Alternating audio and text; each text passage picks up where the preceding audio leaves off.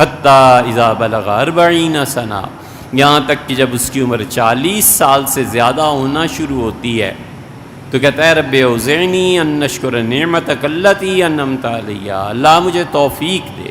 یہ دعا 26ویں پارے میں آئی ہے۔ عمر جب 40 سال سے زیادہ ہو جائے نا تو ہمیشہ یہ دعا مانگنی چاہیے۔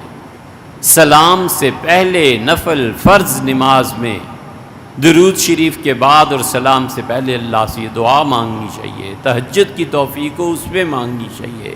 وہ 40 سے اوپر ہو جاتا ہے اور کہتا ہے پھر رب اوزعنی ان اشکر نعمتک التی انعمت علی، اللہ مجھے توفیق دے کہ میں تیری عبادت کروں، ان انعامات پہ تیرا شکریہ ادا کروں جو تو نے مجھ ناچیز پہ کیے ہیں، والا والدیہ، اور اللہ جو تو نے انعامات میرے والدین پہ کیے تھے اللہ میں اس کا بھی شکریہ میں اپنے والدین کی طرف سے ادا کروں۔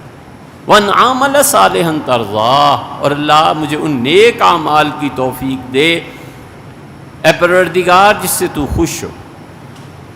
وَأَصْلِحْ لِي فِي ذُرِّيَّتِي، قرآن کی جامع ترین دعاؤں میں سے ایک ہے، اور اے پروردگار میری اولاد کو بھی اچھا کر دے۔